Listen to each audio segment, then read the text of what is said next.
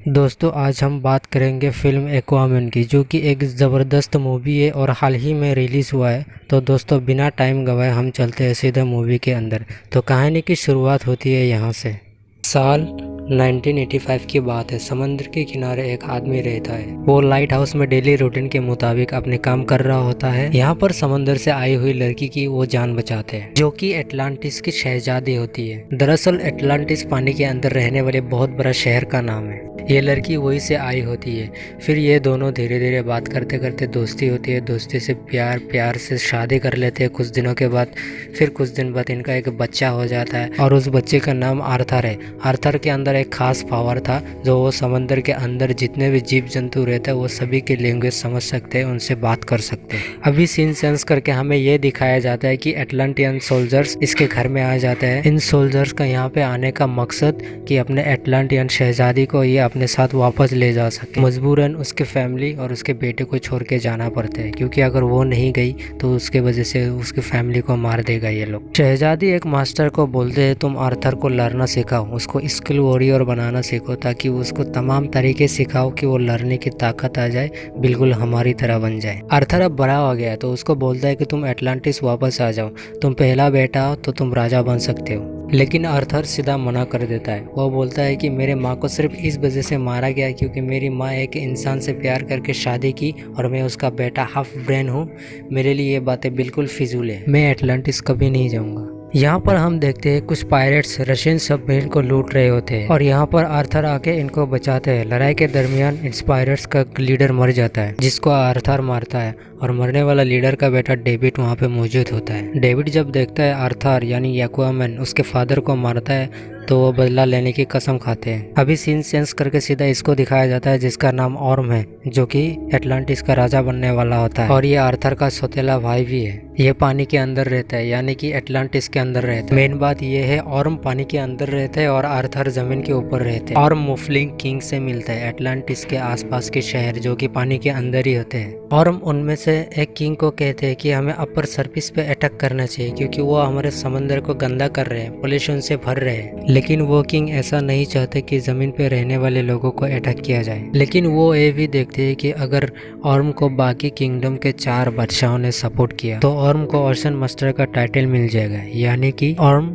Commander बन जाएगा और बाकी इसका ही फैसला माना जाए। ये दोनों बात कर रहे होते हैं तभी एक रशियन सबमरीन आके इन पर अटैक कर देती है। यहाँ पर ऑर्म उस किंग की जान बचाता है और ये देखते हुए ये किंग ऑर्म का साथ देने के लिए तैयार हो जाता है। उस किंग की बेटी का नाम मीरा होती है, जिसकी शादी ऑर्म से होने वाली होती है। लेकिन वो ऑर्म को पसंद नहीं करती और उसको एक ही रास्ता दिखाया देता है, जो कि आर्थर है। उसको यही लगता है कि आर्थर अगर वापस आ जाए तो ऑर्म राजा नहीं बन पाएगा। वो अपर सरफेस पे आते हैं, यानी कि पानी के ऊपर। यहाँ पे आके वो आर्थर से मिलते हैं, उसको बोलते हैं कि तुम वापस आ जाओ, बड़े बेटे हो, तुम राजा बन सकते हो, जो कि आर्थर साफ साफ मना कर देता है। लेकिन कुछ वक्त के बाद मीरा उसका ट्रस्ट जीत लेता है, क्योंकि एक बहुत बड़ी समुद्र की लहर ऑर्म ने जमीन की तरफ भेजी होती है। यहाँ पर मीरा आर्थर की फादर की जान बचा लेती है। आर्थर इस चीज को देखते हैं और मीरा की तरफ उसका ट्रस्ट बढ़ जाता है। फिर आर्थर और मीरा दोनों एक साथ पानी के अंदर आ जाते हैं। यहाँ पे आके आर्थर देखता है उसके मास्टर भी यहाँ मौजूद, जिसने उसको बचपन से लड़ने का स्किल सिखा रहे थे, तैयार कर रहे थे वो मास्टर। और ये मास्टर आर्थर के मम्मी के सबसे भरोसेमंद सिपाही था। ये दोनों मिलकर आर्थर को बताता है कि तुमको ट्राइडेंट को ढूंढना है, जिसमें बहुत जादू है, बहुत ताकत है, और ये ट्राइडेंट जिसको मिलता है उसको बिना सवाल पूछे राजा बना दिया जाता है, और इस ट्राइडेंट के बिना ऑर्म तुम्हें कभी किंग बनने नहीं देगा। इन लोग की बात चल रही होती है तभी अचानक ऑर्म के एक सिपाही आके यहाँ पे हमला कर देते हैं और आर्थर को पकड़ लिया जाता है। आर्थर को जंजीरों में कैद करके ऑर्म के सामने पेश करते हैं और आर्थर को कहते हैं कि तुम्हारे वजह से मेरे माँ की डेथ हो गई, यानी कि क्वीन को फांसी में लटकाया गया।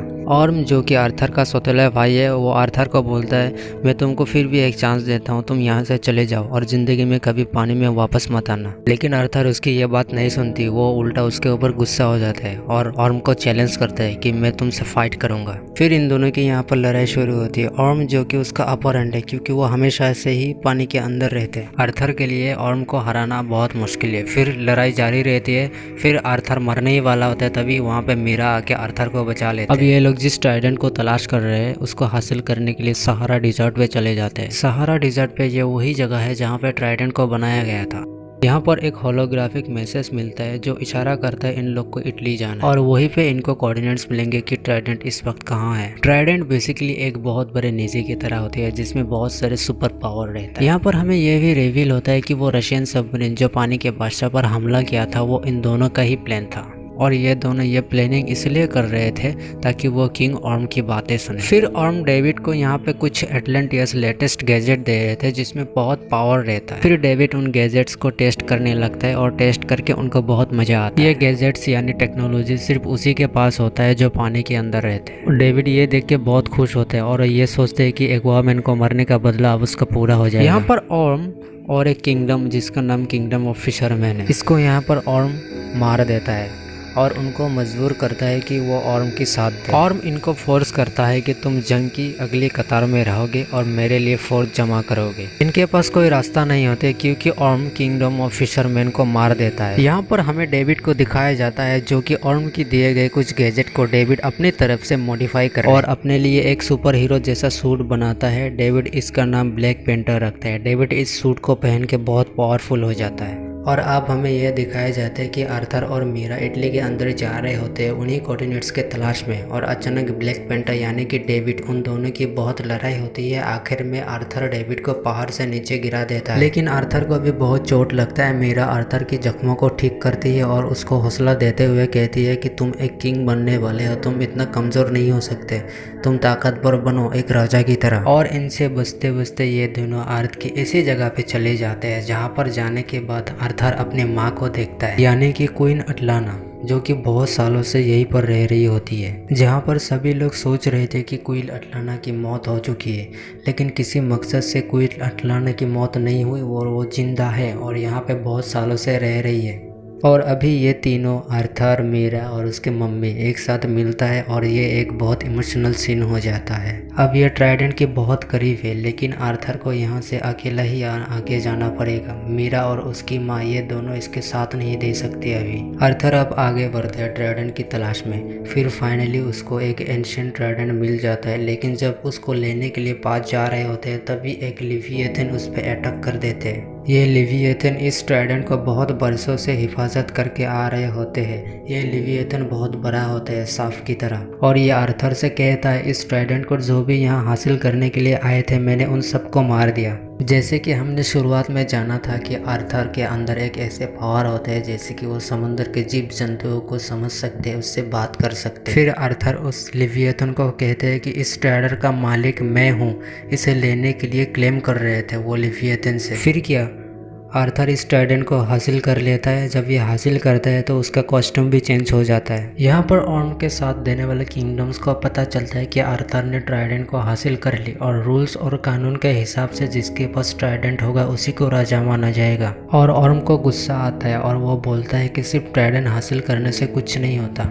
जो सबसे ज़्यादा बहादुर और ताकतवर होगा वही राजा होगा। फिर सीन चेंज करके हमें यह दिखाया जाता है कि आर्थर और ऑर्म की लड़ाई होती है जो कि एक सबमरीन के ऊपर होती है। आर्थर ऑर्म को इस लड़ाई से हरा देता है, लेकिन आर्थर उसको जान से नहीं मारता। फिर वहाँ पर क्वीन अटलाना भी आ जाती है। फिर ऑर्म यह देखता है कि आर्थर ने उसकी माँ की जान बचाई और वो अपनी किस्मत को मान लेता है और खुद हार मान के गिरफ्तार करवा लेते हैं अपने आप को, और एटलांटिस के फौजी उसको पकड़ के ले जाते हैं और मूवी यही से ख़त्म होते हैं। तो दोस्तों, कैसा लगा आपको एक्वामैन का फुल मूवी हिंदी एक्सप्लेन? अगर अच्छा लगे तो मेरे इस चैनल को ज़रूर सब्सक्राइब करो और नए नए वीडियोस देखने के लिए बेल आइकन को दबा दो। Thank you guys.